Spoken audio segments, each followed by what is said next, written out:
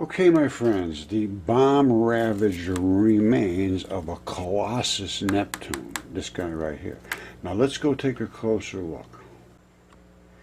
Okay, this is that statue, Del Gigante. Now, if you can see the leg here, you can see clearly this is tendon. Now, there's a little cavity here. And say, oh, look at that cavity there. No, the cavity is from what they call the areolar tissue that's underneath. I've shown in my other videos about how the body is actually constructed. This is the red, bloody muscle layer here, a layer, and here. And now we're going to look at his face, and we're going to look at his arm. See if we can find any anatomy. I mean, you don't have to be any special medical person to see that. I mean, it's just so obvious. And your tendons are a white, strappy, fibrous, strong, but still flexible. And that's what it was. And then, of course, you have your red muscle that does the pulling and causes everything to move around. And it's what it is. We have to start paying attention to this. And this was all written about, that this was not an unusual event. I know, it sounds insane, but wait till you hear this. Okay, you saw his leg, and obviously, and I'll show you the legs, or I have shown you one or the other. This, you see that right there? Feel under your own arm, and you're going to feel the bone is right there in reference to where your shoulder comes up. That's the bone. And this is the muscles that surround the bone of it's the shoulder muscles.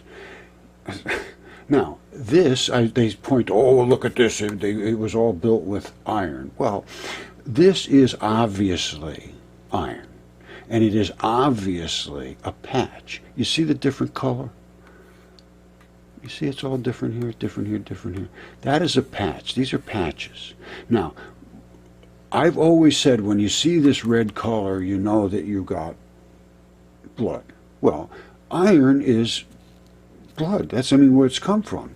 Now, if they used it in a statue, yes, it might bleed through. And I did see Praveen Mohan, I think is his last name, Indian guy, and he goes around and he points out all these things. He was pointing out the Nagas, and they had spots on them that where you would expect blood to issue from.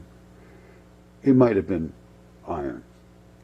So I might have been wrong about the things that he was pointing out. And I think I mentioned it in that same video. Even if I put the video up, I don't even know if I put it up. But this is clearly biological. Okay, my friends, my statement is that all the things that were written of in the past have to be re-examined for their truth, or they're not true. But dragons and giants and gods and all these battles and things, and these were the people that wrote about them. This is what I need you to read. The author is Ovid, Hesiod, and Plato. Well, what did Ovid write about? He wrote about the things that were so extraordinary, nobody would ever, I forgot to put Herodotus down here. Herodotus is another very important guy. Herodotus is as important as any of them. Anyway, Ovid, metamorphosis is how they transform people into statues. And I'm going to show you they did. I just showed you the guy is transferred into a statue. And I'm going to show you what he wrote about it. It's thousands of years ago. Hesiod, same thing. He wrote about the creation, how God created the sphere and made the earth. Plato has Timaeus. I can't remember how to spell that, to be honest with you, but it's something like that. And that's about Atlantis and about all the early advanced cultures that were here that we just laugh at. Those are the people, the long-headed people and stuff. Now, this is Metamorphosis. This is by Ovid, and I'm going to go here to Phineas's Turn to Stone. All right, because Perseus was the guy that cut off Medusa's head. Now, listen to this. This is so cool. Where is it? I guess we're up here. All right, here. Now, this is Phineas is turned to stone. They all deserved the punishment they suffered except one of Perseus's warriors. This is tragic. While he was fighting on his side, Aconteus saw the Gorgon's head and turned and took the shape of hardened stone. Astyages, which was Phineas's buddy, Perseus's buddy, struck him with his long sword, thinking he was still alive, and the blade gave a high-pitched ringing noise. While Astyages stood there amazed, the same power transformed him, and he remained there with a wondering look on his marble face. It would take a long time to tell the names of the middle ranks of men. 200 bodies survived the fight. 200 bodies were turned to stone at the sight of the Gorgon's head. That's 201 fight. And they ended up giving that to Athena, and she put it in her shield. And the face had the power to turn anybody to stone. Now, how would that happen? Well, the only way I could think of anything like that being able to happen is if molecules themselves, atoms themselves, can take commands. They have to.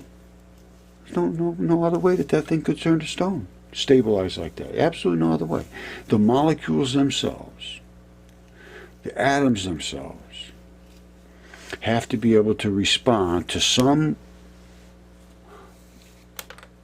output from that Gorgon's head. And whatever it was, it's built into the nature of the stone, the biology. Now, I used to work with computers and actually cash registers mostly, and they were in big cafeterias and so forth. You program one of them, and you could actually literally turn the display. You know how the displays up at the top says you owe me so much money? You could turn that display towards another cash register and hit send, and it would send the new program for the lunch menu, whatever it was. And it would just go through the air like that.